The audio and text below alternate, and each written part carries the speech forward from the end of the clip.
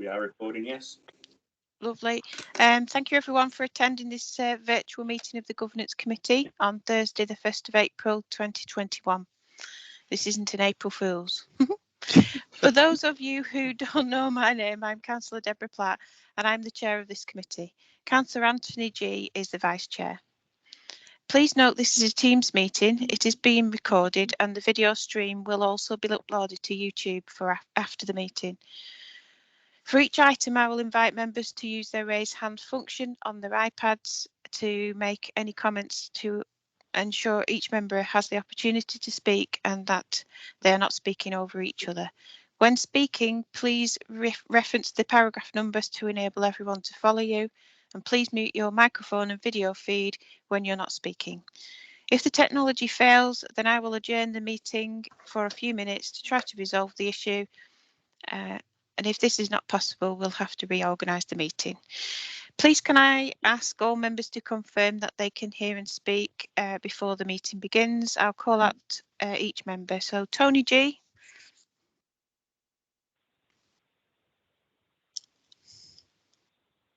I know you're there. I'm here. Very good. Mark Clifford. Present, Chair. Jean Crongshaw. No. Gordon France. Here, Madam Chair. Yvonne Hargreaves. Here, Chair. Roy Lees. No. Kim Snape. Present, Chair. Charlotte Fitch, our independent member. Present, Chair. And Peter Ripley, our independent member. No, lovely. Okay, so minutes of the meeting of the 20th of January, pages 3 to 6. Are there any issues to raise on accuracy from anyone? Now, this is where I'm not going to be able to see you raise your hand, so 1 second.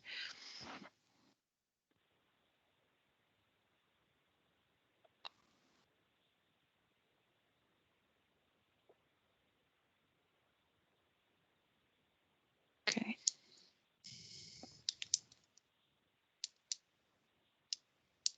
Great. Does anybody have any issues with the minutes? No, Chair. No, got no hands raised. So if we can, we'll confirm those minutes are carried. If anybody wants to propose those. I move that they be approved. Thanks, Tony. I second them. Seconded, go on. Oh, I think Yvonne jumped in quickly there. Right, yeah, sorry, I did. Yeah, no, Yvonne, that's fine. I'd like to second them. Thanks. Lovely. And nobody objects to those. No, sorry, I'm just transferring this instruction manual onto my other machine.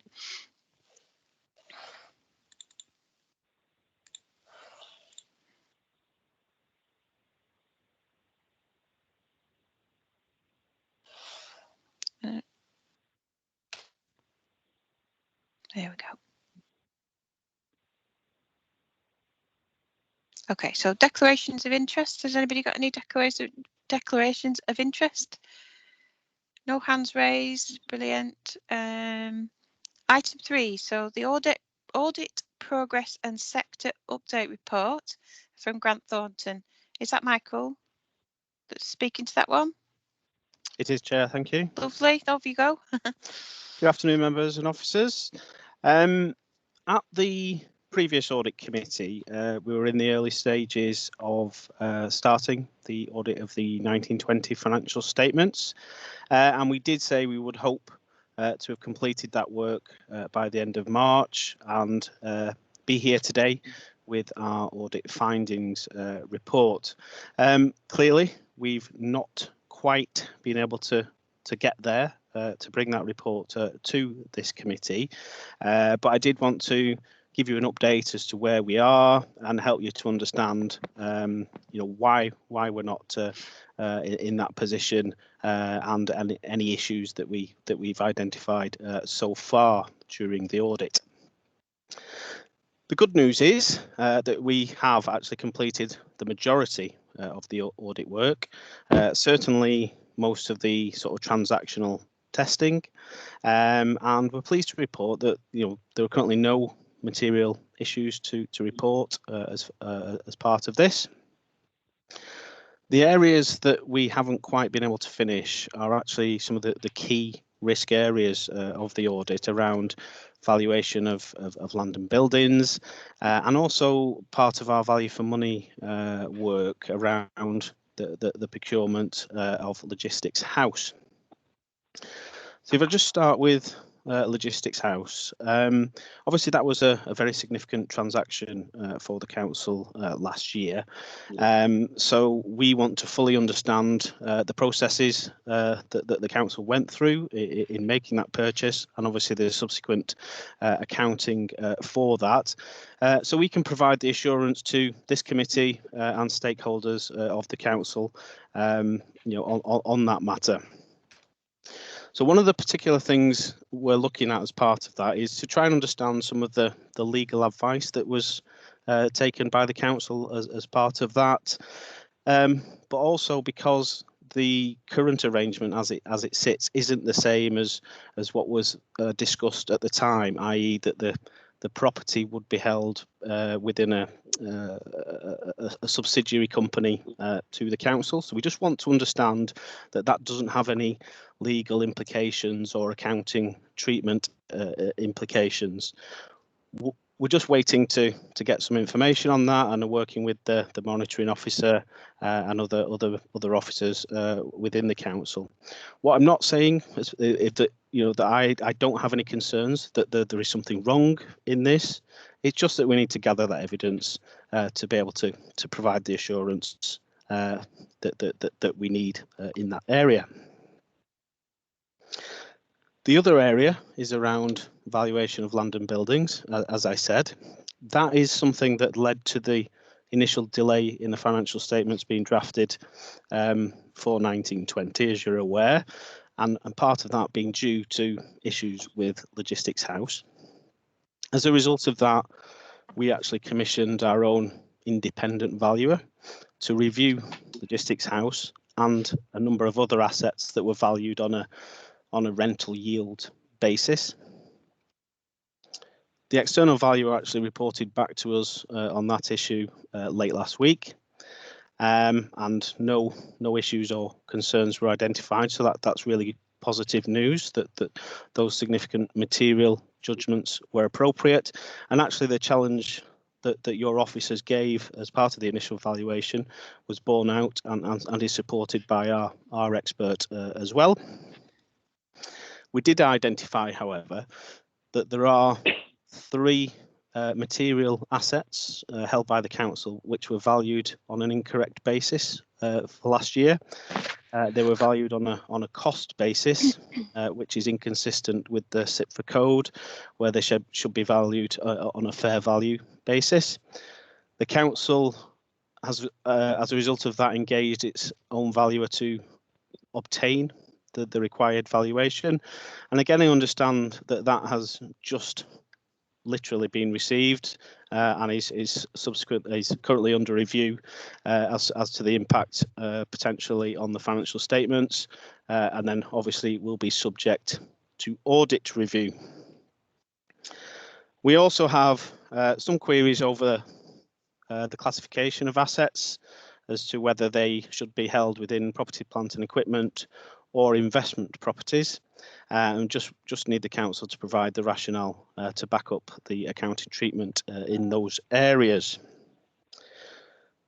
Unfortunately, we're unable to conclude within the next few weeks, and that's largely because of times against us, and we need to turn our attention to 2021 audits, particularly NHS audits, which will be starting very soon. But we will be picking up the work and concluding in July as a priority after NHS audits are out of the way. So we will be bringing an audit findings report to a committee at the earliest opportunity after that date. Happy to take any questions from members. Thanks, Michael. Has anybody got any questions for Michael?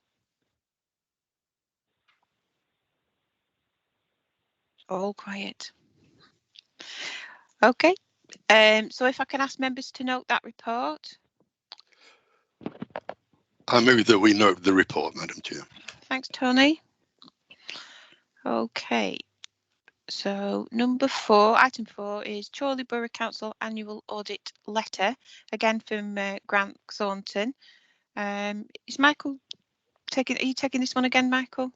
Yeah, the Yep. annual the annual audit letter, Chair, is a document which is published on conclusion of the audit. Therefore, at this stage, obviously, the audit hasn't been completed, so we can't bring the annual audit letter, and it would come to a subsequent committee post completion.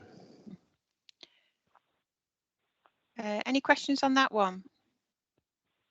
Yeah, I would like to ask a question. Yeah. Tony? Because of the delay and the COVID outbreak, will your price be going up substantially or remaining virtually the same? Thanks for that question, Councillor G. The audit fee for 1920, I think was we already identified some variations to the fee from the scale fee that was published by PSAA. That will have been communicated to officers probably early last year, actually.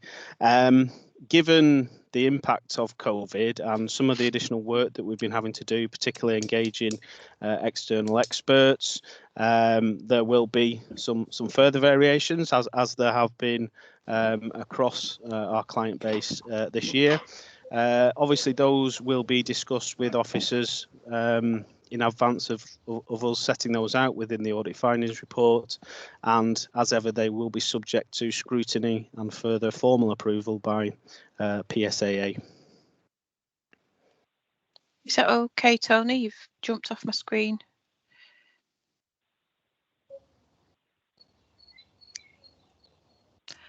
I'm guessing that was okay by Tony. If members can note that report, and we'll go on to item 5, which is statement of accounts. Verbal update is to be provided by the Deputy Chief Finance Officer and Section 151 Officer. Tony. Thank you, Chair. Well, there's probably really very little I can add to what Michael has said. I would like to say thank you to Michael and to Andy and all of their team, because there was a real effort put in, from everyone to try and get things through by the end of March. As Michael stressed, ultimately that hasn't proved to be quite possible, but very, very close, very, very close. And on the outstanding matters, yes, it is. It's the valuations that have given us a problem all the way through this particular cycle, and we have found ourselves, certainly, when we were partway through the year, in some circumstances where really, you're staring at the code and the code guidance notes, and you're thinking these are circumstances that nobody really has provided for. So yeah, we have made the best of that, and the gaps, as Michael has stressed, are now very few, and we have quite possibly actually now closed those gaps. I say possibly. We have had a bundle of information in from the new valuers, and we believe that the outstanding information is within that. We just haven't had a chance to work our way through it yet. It is very, very newly arrived, but yes, in that same context, that's how far ahead we are with the valuations compared to last year's, the 2021 information. Yes, still to be checked, still to be validated and verified, but the information is already with us, so we are in a much, much better place on that. And really, that's all I can add. Yes, as Michael has stressed, there will be this little bit of a gap while Grant Thornton have to concentrate on other work, but hopefully not so very far into 2021 we'll be able to draw a line under 1920, and I would hope with 2021 hot on its heels. Okay, lovely. Thanks, Tony. Have anybody got any questions for Tony on the statement of accounts for 1920? I can't see any hands. So with that, I'll ask members to note that verbal report from Tony. Yep, no one's shouting up, so we'll move swiftly on to item 6, risk management statement, to consider this report from the Director of Governance, which is Dave. No, it's Sorry, Chair, it's me, Dawn. Chair. I'll take that. Dawn. Yeah, Because you were moving, I thought, oh, it must be Dave. Dawn. No, it's Even me, says yeah, on the thank you, instructions, thank Dawn. I wasn't reading. Sorry, Dawn. you. After you. Thank you. So the risk management strategy forms part of the suite of policies and strategies that underpin our governance framework, and it was last reviewed in 2018. And so, in light of recent organisational changes, it was timely for us to undertake a review now. The strategy sets out how the council will manage its risk at both a strategic and an operational level, and includes the responsibilities for all in terms of risk management for all employees and members too. The council does have a dedicated risk management system, and following the approval of this strategy, we will be offering refresher training over the course of the next month or so to officers again. I think it's fair to say that the use of GRACE, which is our risk management system, has stalled in some areas over the last year or so, and so we need to relaunch it again, which we're currently doing at the moment. So I've included the strategy at Appendix A, but I'm happy to answer any questions. Thanks, Dawn. Has anybody got any questions on this report? I'm not seeing any hands. I'm not sure if I'm not looking in the right place, but no. Well, I move that Tony? the report be noted. Oh, thank you, Tony. I move that the report be noted. Thank you. Okay, so with that, I'll assume all members agree to that report being noted, and jump to item 7, which is the update on the local code of corporate governance, which is the Director of Governance, and this time it's Dave. Yes, thank you, Chair. The purpose of this report is to seek member approval for the updated local code of corporate governance, which you'll find appended to the report. Nothing major has happened and no major changes are made this time. All it is that periodically we have to update the code to reflect changes in council documents, organisation structure and the like. So there are no fundamental changes. The code is an important part of our governance arrangements. It sets out and describes the council's commitment to corporate governance and identifies the arrangements that have been developed and maintained to enable the transparent and fair delivery of the council's work. It's also important because it sets the framework for our annual governance statement. The annual governance statement will test the internal controlled environment of the council against the local code. So it has that significance as well. Set out in national guidance are 7 core principles which are embedded in the code. You'll see those core principles set out in the report. I won't take you through them all, but one of them, for example, is behaving with integrity, demonstrating strong commitment to ethical values and respecting the rule of law. So in our code, each principle is supported by behaviours which demonstrate that compliance, and we provide evidence to back that up. So therefore, to conclude, Chair, members are asked to approve our updated code of corporate governance. Thank you. Thanks, Dave. Has anybody got any questions for this report on this report for Dave? We've got a very quiet meeting today, haven't we? I'm just wondering if my headphones are working.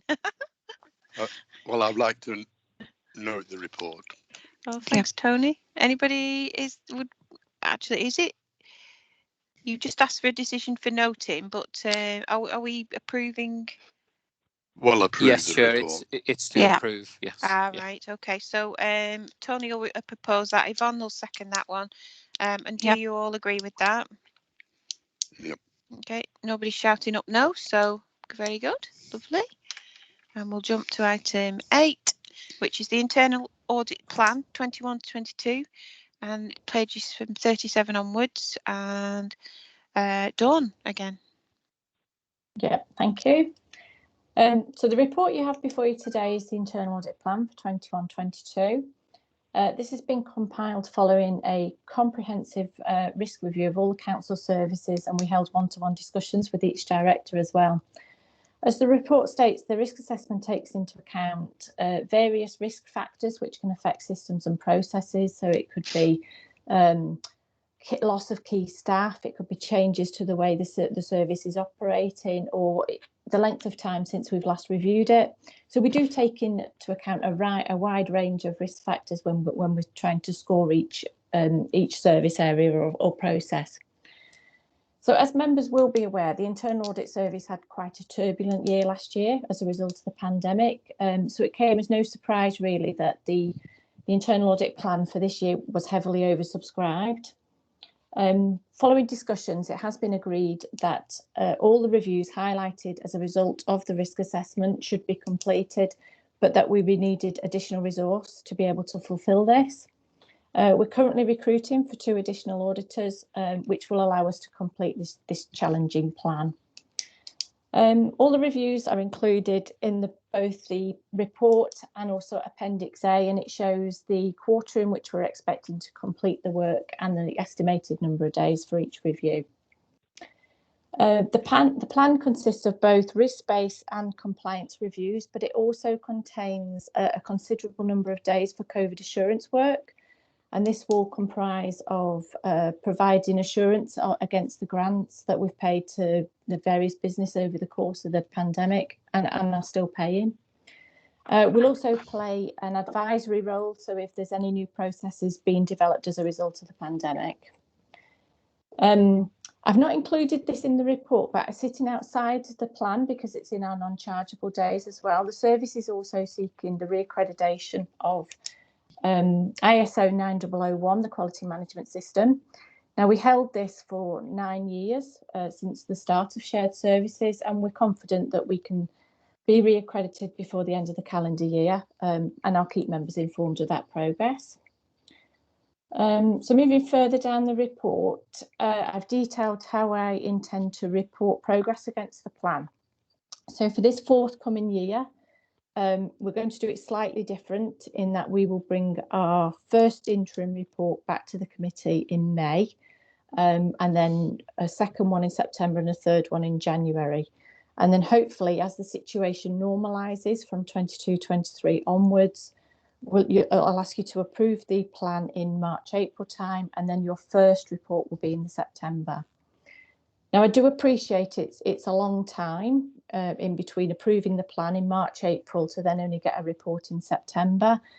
But what we will do is if we carry out any reviews that receive a limited assurance rating, we will inform the committee of that straight away. So you'll find out in real time.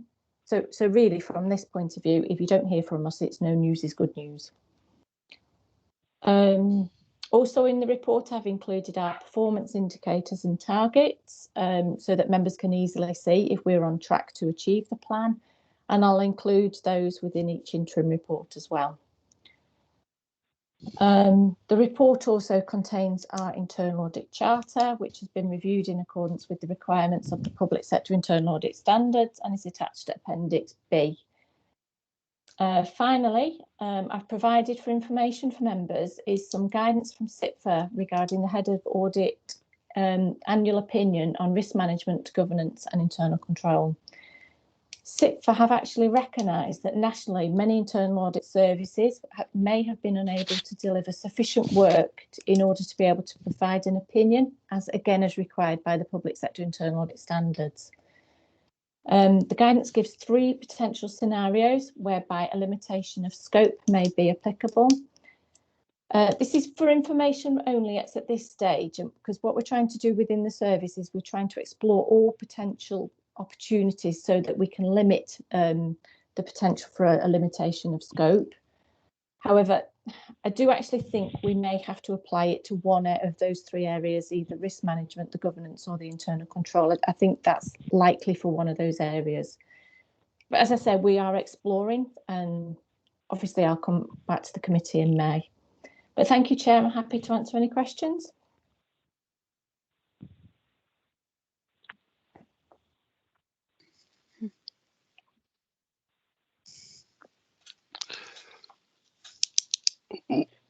Madam Chair,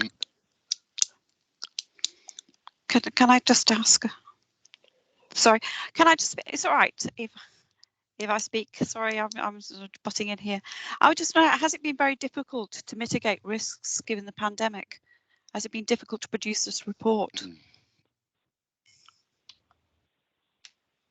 To set the plan for next year, you mean? Yeah, has it been difficult? Yes and no, in that there is an acceptance that these reviews need to be completed. The difficulty we may find is that as the pandemic continues, I mean, we're hoping that, you know, as the restrictions ease, it has less of an impact on services. The difficulty may arise if, when we come to start an audit, if that particular service is still very heavily involved in COVID responses. So it may be that we just need to rejig audits around to accommodate those if there is any strain on the service. Is that your paragraph on periodic assessments? You Yes. make assessments as we're going along, so we'll be informed as we go along. Yes. Yeah. Okay. Thank you.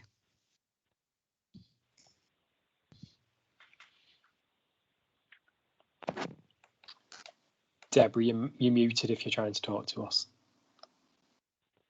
Sorry, the dog was barking. Tony, did you have a question? No, but I would like to make a comment. I think we should pay tribute to all our officers during these very bad times. We realise they're doing their best in bad circumstances. So every credit to them, that's all I say. Absolutely. I think Fully agree. It's been a trying time for everybody, and just to rejig the work to match the scene is very difficult. Thanks for that, Tony. Is there any other questions for Dawn on this one? Are you all okay to note this report then? Yes. I second it. Nobody, lovely. Nobody's shouting up otherwise. And then jumping on to item 9, the RIPA application update. Is Dave? Where's Dave disappeared to?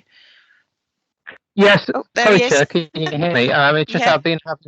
I've been having a few IT difficulties. So Oh being dear, thrown you're out back now. I'm on the phone, but I'm on the phone, so I can Oh, right. I can speak to you via the phone. Apologies for this. In terms of the RIPA update, surely, like the vast majority of district councils, like South Wales Borough Council, have not made use of the RIPA powers for a number of years now. Various reasons for that. So there's nothing to update in that regard. The main thing to say, though, is that training, we will need to organise some training within the near future. We'll do that in conjunction with South Wales Borough Council, and that'll be for all relevant officers who either potentially could authorise or need to apply for RIPA authorisation. But as I say, I mean, the common picture across the country is that district councils very rarely use their RIPA powers now, and that's certainly the case with Chorley. Great. No questions for Dave on that one. We'll jump onto the work programme, which is the last item. So obviously this is the plan from July onwards. Oh, so that's July 20. That I think we've passed that. March 21. There we go. Does it not go on past March 21?